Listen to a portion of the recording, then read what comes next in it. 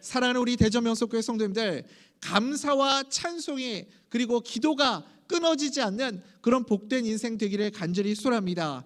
감사와 찬송 그리고 기도, 이것은 우리의 삶 가운데 늘 넘쳐야 할 하나님의 은혜인 줄 믿습니다.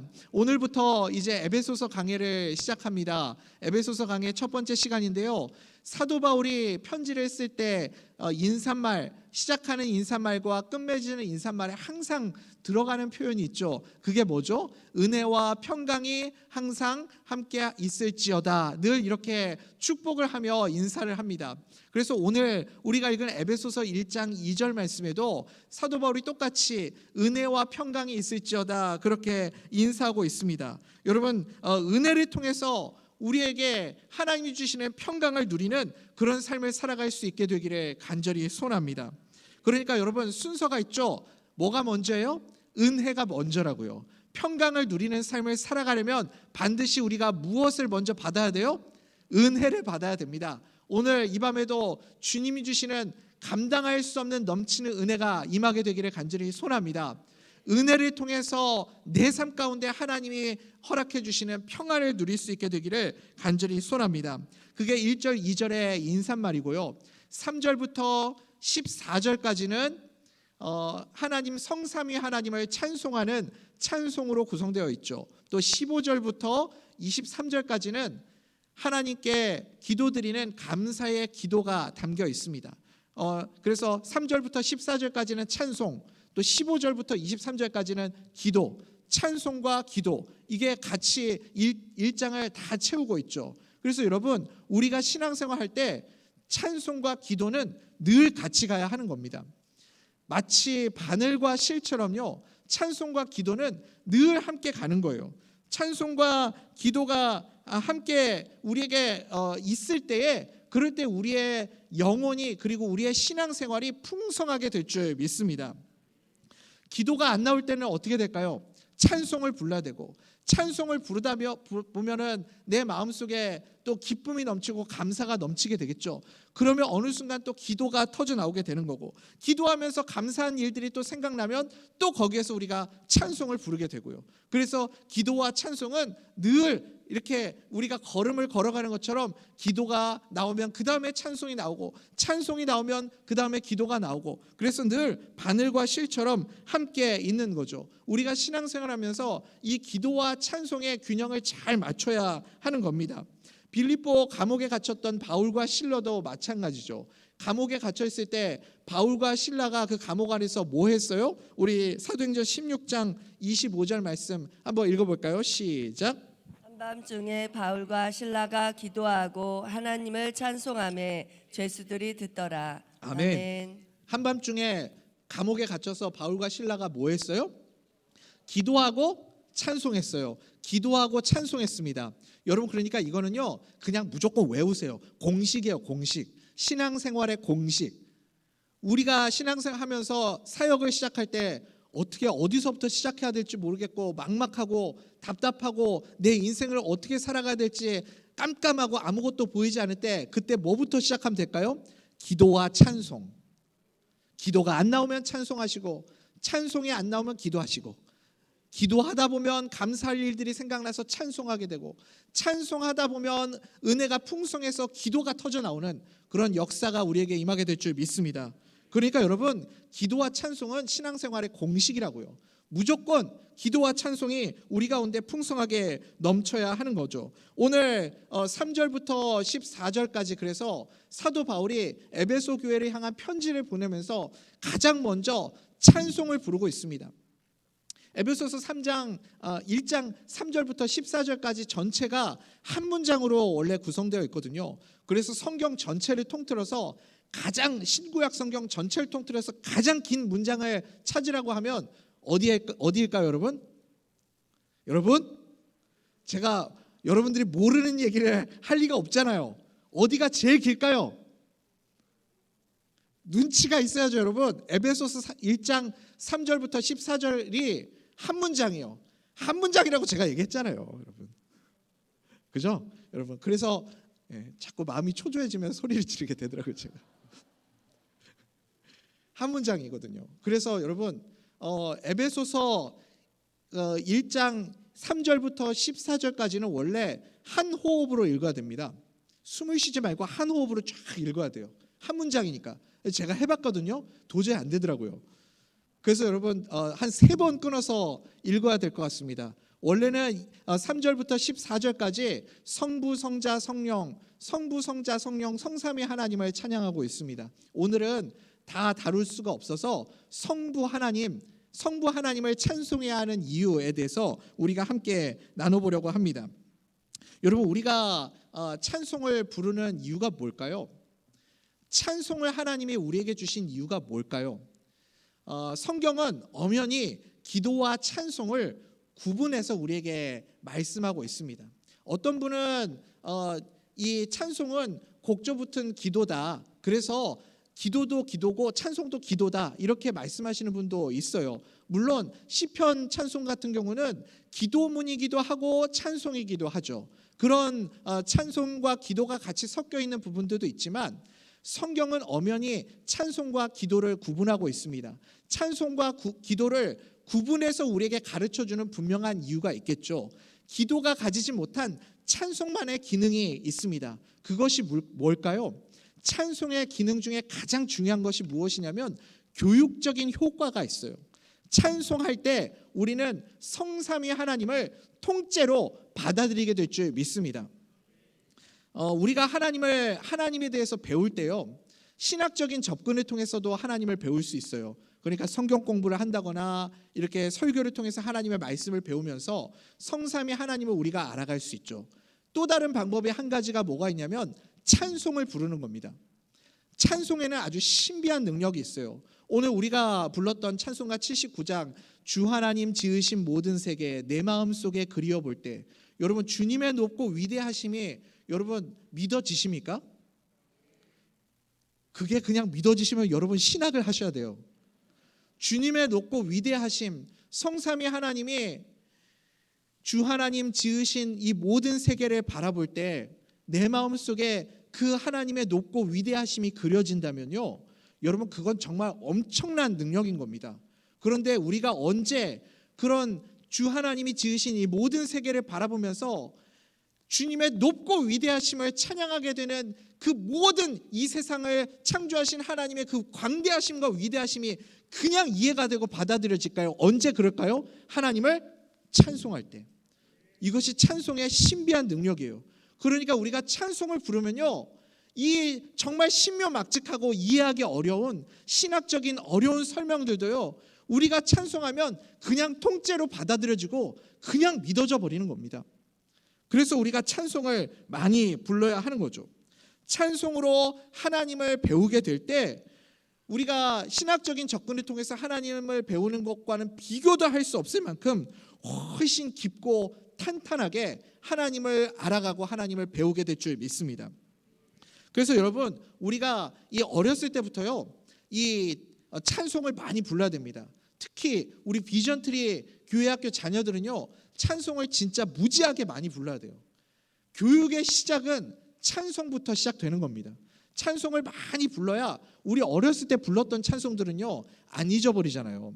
그 찬송, 어렸을 때 불렀던 그 찬송 가사의 내용이 뭔지도 모르고 이게 무슨 의미인지도 모르고 불렀지만 그 찬송을 부르다 보면 어느 순간 나도 모르는 사이에 그냥 통째로 받아들여지고 믿어지는 거죠.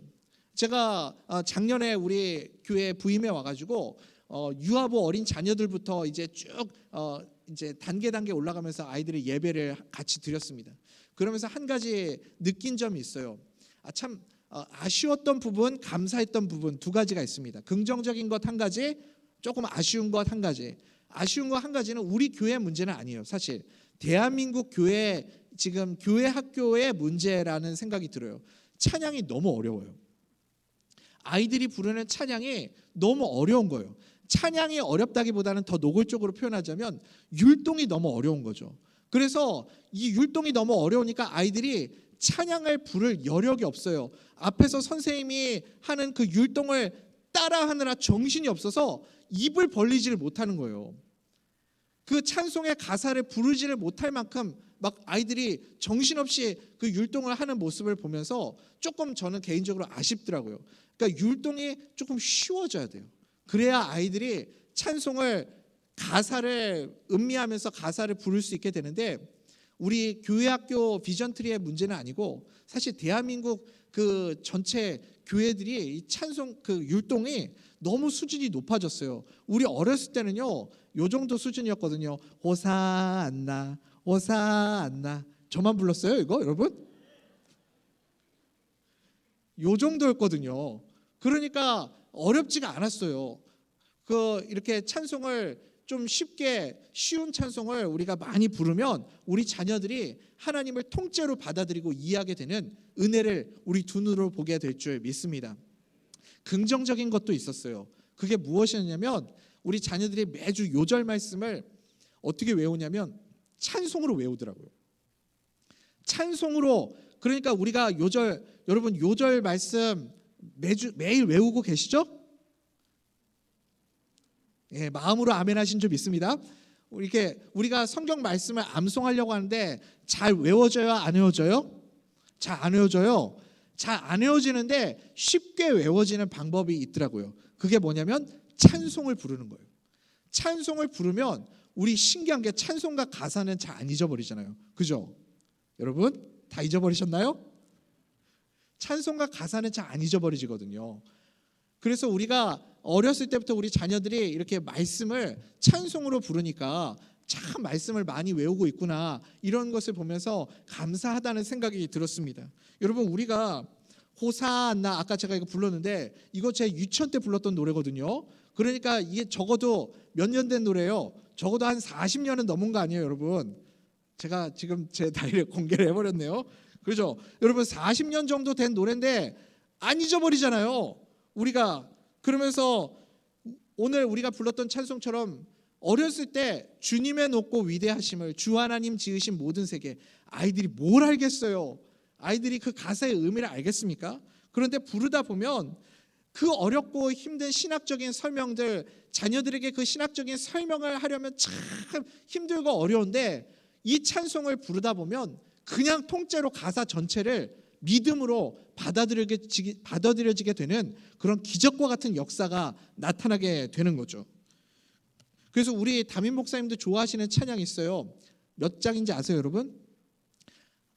아셔야죠. 찬송가 23장 만입이 내게 있으면. 우리 목사님 그 찬송 정말 좋아하시던데 아시죠?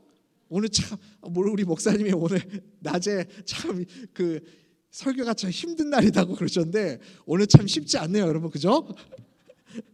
우리가 찬송가를 이렇게 펼쳐보면 1장부터 100장까지 거의 한 앞에 전반부 있잖아요.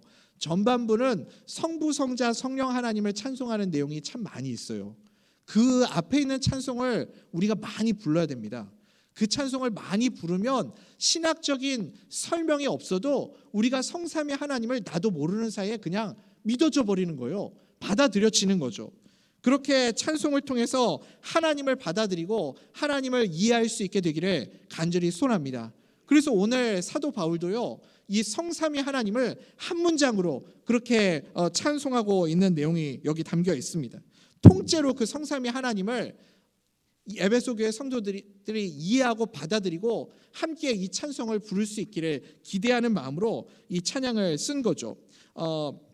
오늘은 성부, 성자, 성령 하나님 중에 첫 번째, 우리가 왜 성부 하나님을 찬송해야 하는가, 그것에 대해서만 함께 나눠보려고 합니다. 사도 바울은 먼저 이 성부 하나님을 찬송하고 있습니다. 사도 바울이 찬송하고 있는 성부 하나님은 어떤 하나님이신가요? 우리 1장 3절 같이 한번 읽어볼까요? 시작. 찬송하리로다 하나님 곧 우리 주 예수 그리스도의 아버지께서 그리스도 안에서 하늘에 속한 모든 신령한 복을 우리에게 주시되. 아멘. 아멘. 아멘. 왜 우리가 성부 하나님을 찬송해야 합니까? 하늘에 속한 모든 신령한 복을 우리에게 주시는 분이시기 때문입니다. 여러분 믿으십니까? 하늘에 속한 모든 신령한 복을 우리에게 주시는 분이시기 때문에 우리는 마땅히 성부 하나님을 찬송해야 하는 줄 믿습니다. 2024년 새해가 밝았습니다. 우리가 새해가 밝아오면 늘 의뢰하는 인사말이 있죠. 뭐라고 인사하십니까? 올해도 새해 복 많이 받으십시오. 새해 복 많이 받으세요. 우리 대전명숙교회 성도님들도 새해 복 많이 받으시기 바랍니다. 우리가 새해 복 많이 받으세요 이렇게 복에 대해서 이야기를 하죠. 그럴 때 우리 성도님들 새해 복 많이 받으세요라고 말할 때 우리 성도님들이 기대하는 복은 어떤 복이십니까? 로또에서 1등 당첨되는 복인가요? 대박 나는 복인가요? 마음으로 지금 아멘하고 계신가요? 출세하는 복인가요? 성공하는 복인가요? 장수하는 복인가요? 넓은 집으로 이사가는 복인가요? 여러분들은 새해 복 많이 받으세요라고 말할 때 어떤 복을 기대하고 계십니까?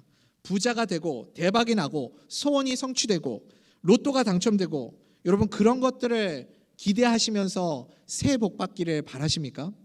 상상만 해도 막 가슴이 벅차시죠?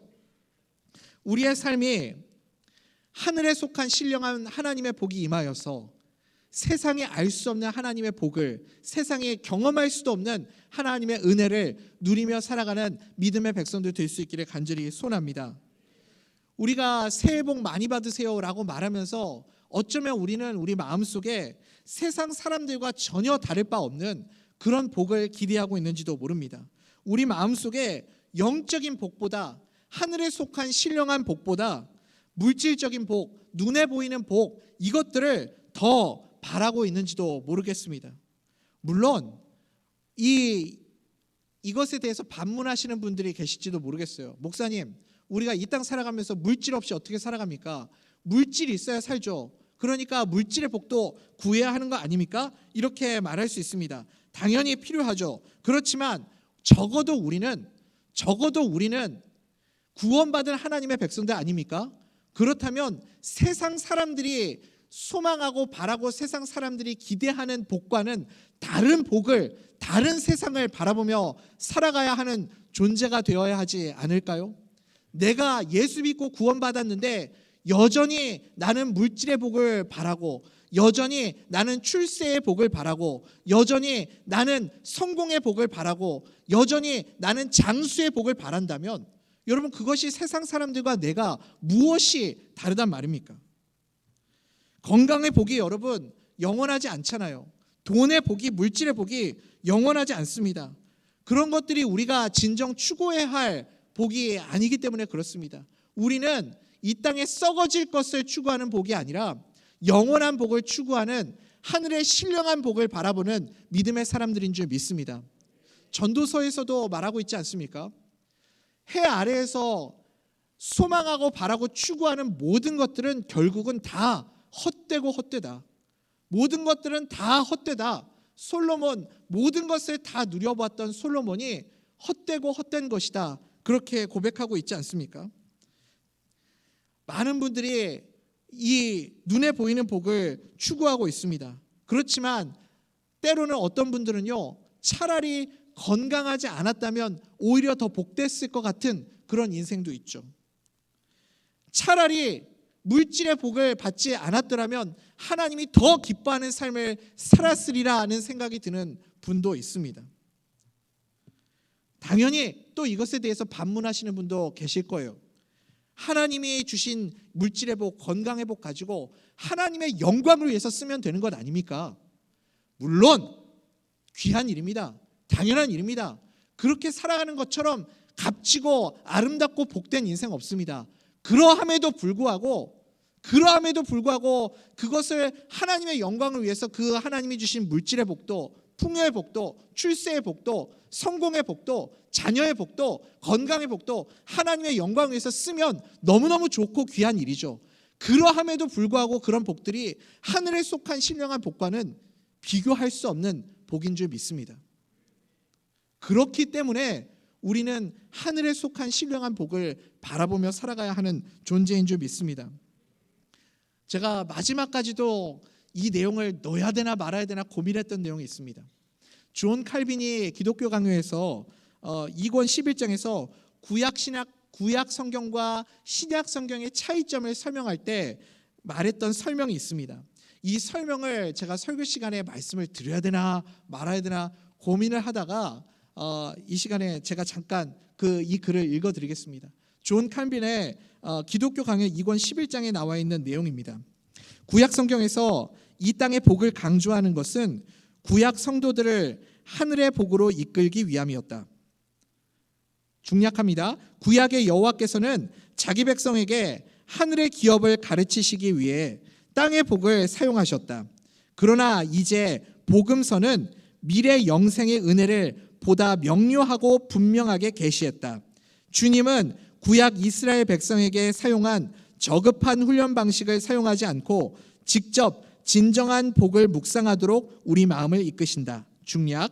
그러므로 이러한 하늘의 복을 생각하지 않고 땅의 복만 생각하는 것은 그야말로 무지와 멍청함이 최고조에 달하는 것이다.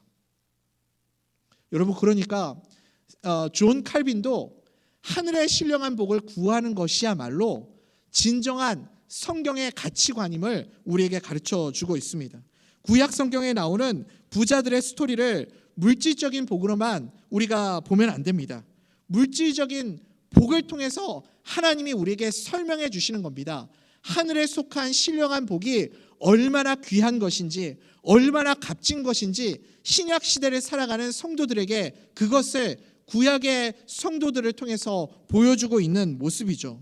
우리는 이제부터라도 이 물질적인 복보다 하늘에 속한 신령한 복, 영적인 복을 우리의 삶의 우선순위를 두고 우리가 받은 하나님의 은혜를 가지고 이 하나님의 영광을 위해, 하나님의 나라를 위해 그렇게 쓰임받고 살아갈 수 있는 인생 될 수 있기를 간절히 소원합니다. 우리가 성부 하나님을 찬송할 때 그때 하늘에 속한 이 신령한 복을 주시는 그 하나님의 은혜를 깨닫게 될 줄 믿습니다. 여러분, 그렇다면 그 영적인 복이라는 것은 도대체 뭘까요? 그것은 하늘에 속한 신령한 복이라는 것은 무엇이냐면 우리를 영원한 하나님 나라에 들어갈 수 있도록 우리를 하나님의 자녀를 삼아주신 일인 줄 믿습니다. 하나님의 자녀 삼아주셔서 우리를 천국 백성이 되게 하여 주셨어요. 이것이 사도 바울이 성부 하나님을 찬송하는 이유다, 이렇게 설명하고 있습니다. 그래서 우리가 성부 하나님을 찬송해야 하는 두 번째 이유는 무엇이냐면 하나님께서 우리를 창세 전부터 우리를 선택해 주셨기 때문입니다.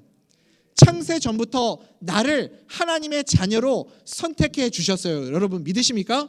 우리 1장 4절 말씀 같이 한번 읽어볼까요? 시작.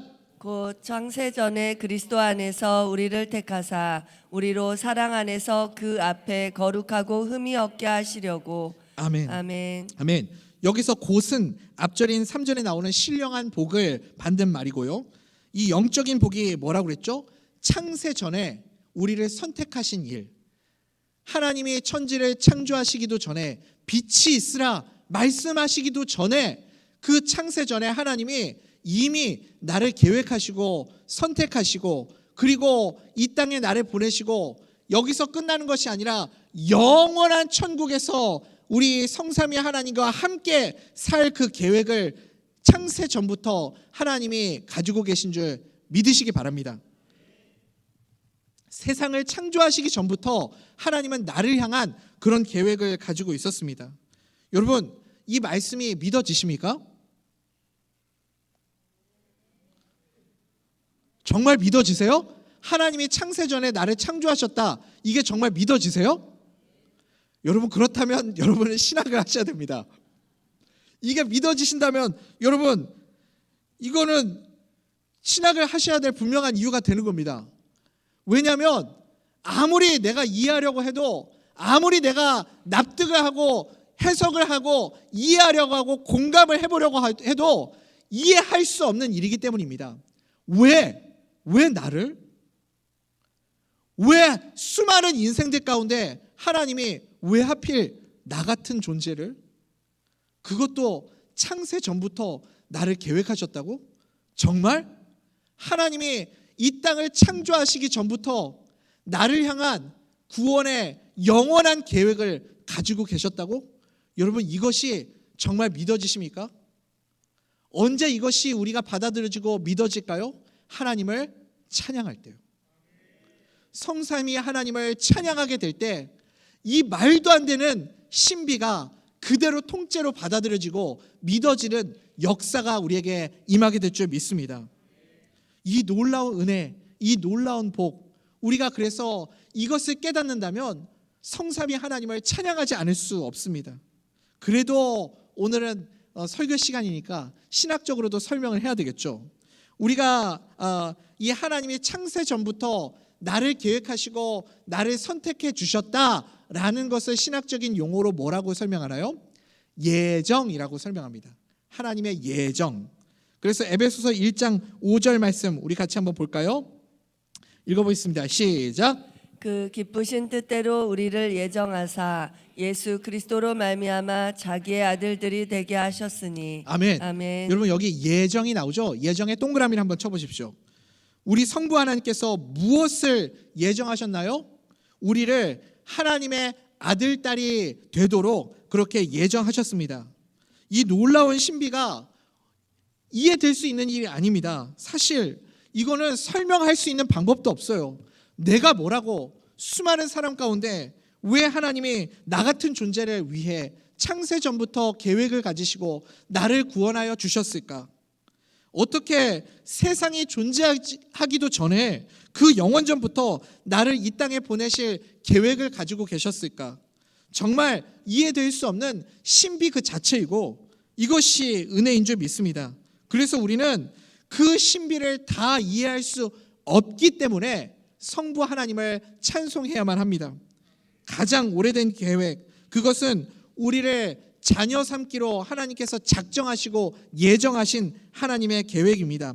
그분을 내가 만나고 하나님을 만나고 예수 그리스도를 영접하게 된 것 여러분 결코 우연이 아닙니다. 대전명성교회에서 우리가 함께 만나서 이렇게 신앙생활하는 것 결코 우연이 아닙니다. 창조전부터 계획하신 하나님의 계획이었고 하나님의 계획이 성취된 일인 줄 믿으시기 바랍니다. 하나님이 우리를 구원하시기로 계획하셨기 때문에 우리의 부족함에도 불구하고 이 계획은 반드시 성취될 줄 믿습니다.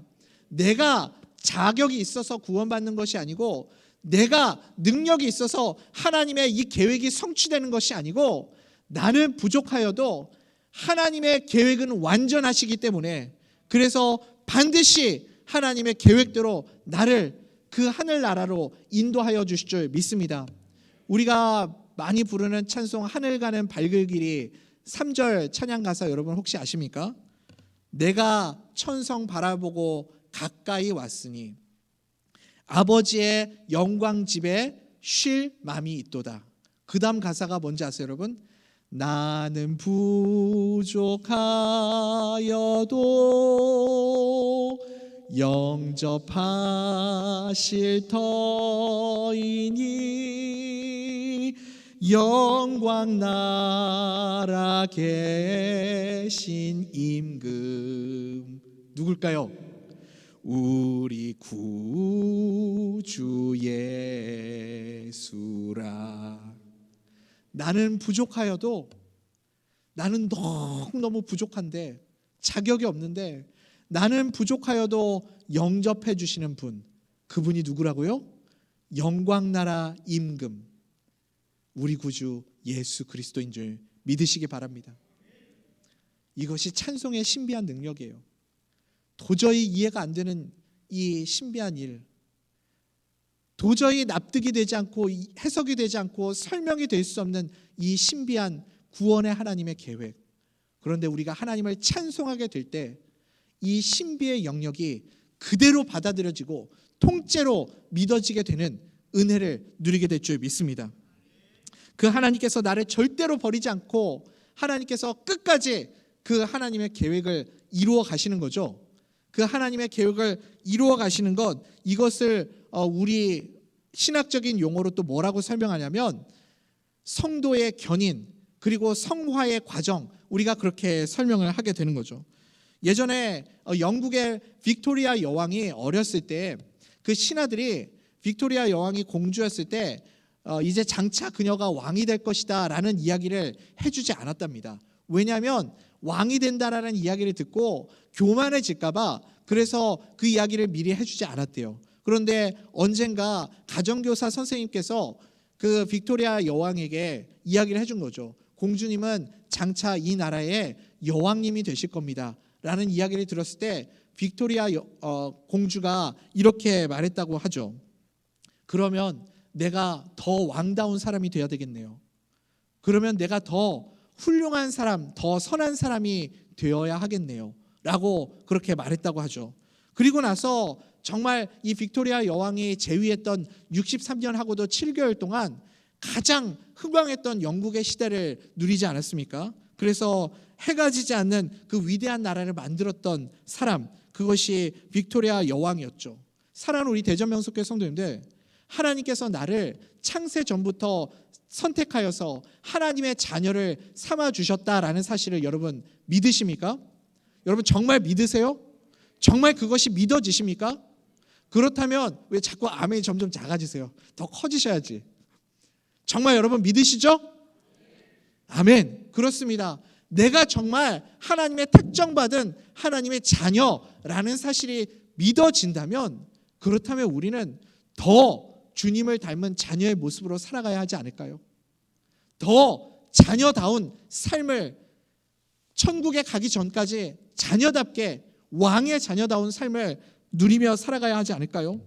이것을 성화라고 설명하는 거죠. 우리 에베소서 1장 6절 말씀 같이 한번 읽어봅시다. 시작. 이는 그가 사랑하시는 자 안에서 우리에게 거저 주시는 바 그의 은혜에 찬송하게 하려는 것이라. 그의 은혜의 영광을 찬송하게 하려 하는 것이라. 여러분 밑줄 한번 그어 보십시오. 우리에게 하늘에 속한 신령한 복을 주시고 창세전부터 선택하셔서 하나님의 자녀가 되게 하신 이유가 여기 나와 있습니다. 이유가 무엇이죠?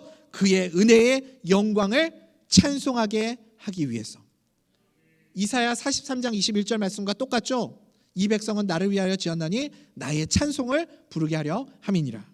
여러분, 그의 은혜의 영광을 찬송하기 위해서 하나님께서 우리에게 하늘에 속한 신령한 복, 은혜를 주셔서, 그래서 말할 수 없는 이 신비, 창세전부터 나를 선택하시고 주님의 자녀를 삼아주셨다는 사실을 믿게 하여 주시고 깨닫게 하여 주시고 그것을 통째로 받아들이게 하여 주셔서, 그래서 이 은혜의 영광을 찬송하게 만드시는 줄 믿습니다.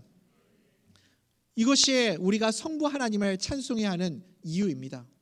에베소서는요 정말 어려운 성경책입니다. 빌립보서, 우리가 지난 시간까지 빌립보서 강의를 나누었는데요, 빌립보서하고는 비교도 할 수 없는 신학적인 깊이 있는 내용을 다루는 서신서입니다. 우리가 이 서신서를 다 이해하고 그냥 논리적으로 해석하고 받아들이는 것은 정말 어려운 일이죠. 그렇지만 우리가 이 신학적인 어려운 질문들, 이 신학적인 신비한 일들을 받아들이고 이해할 수 있는, 믿어지는 유일한 방법이 있습니다. 그것이 무엇일까요? 통째로 하나님을 찬양하는 겁니다. 여러분, 하나님을 찬송하는 삶을 살아가십시오. 성삼위 하나님을 마음껏 찬양하십시오. 찬양하면 믿음이 깊어지게 될 줄 믿습니다. 이 신학적인 깊이 있는 신비가 그대로 받아들여지는 놀라운 기적을 경험하게 될 줄 믿습니다. 그 하나님을 찬송하면 우리 마음속에 이해하기 힘든 이 어려운 설명들이 다 받아들여지는 그 신비의 기적을 여러분 경험하고 누리게 될 줄 믿습니다. 마지막으로 이 찬송 우리 같이 한번 불러봤으면 좋겠어요. 샘물과 같은 보혈을 이라는 찬양이죠. 여러분, 이 찬양의 4절 가사가 저는 너무 좋더라고요. 샘물과 같은 보혈은 날 정케 하신 피보니 그 사랑 한없네. 살 동안 받는 사랑을 늘 찬송하겠네. 늘 찬송하겠네. 늘 찬송하겠네. 살 동안 받는 사랑을 늘 찬송하겠네. 사랑하는 우리 대전명석교회 성도님들, 우리 대전명석교회 성도님들 창세 전부터 하나님이 우리 성도님들을 창조하시고 구원하실 계획을 가지시고, 그리고 지금도 그 사랑을 받고 계시는 줄 믿으시기 바랍니다. 내가 하나님의 사랑을 받는 존재다, 그걸 언제 알 수 있다고요? 내가 하나님의 사랑을 끊임없이 받고 있는 존재구나, 언제 알 수 있다고요? 하나님을 찬양할 때요. 우리 이 찬양 한번 불러볼까요? 날 정케 하신 피보니. 날 정케 하신 피 보니 그 사랑 한없네. 살 동안 받는 사랑을 늘 찬송하겠네. 늘 찬송하겠네. 늘 찬송하겠네. 살 동안 받는 사랑을 늘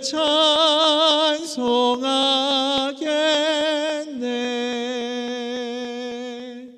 아멘. 샘물과 같은 보혈 나에게 흘려주시고 날 정케 하신 그 예수 그리스도의 피를 바라볼 때마다 주님이 나를 이렇게 사랑하시는구나.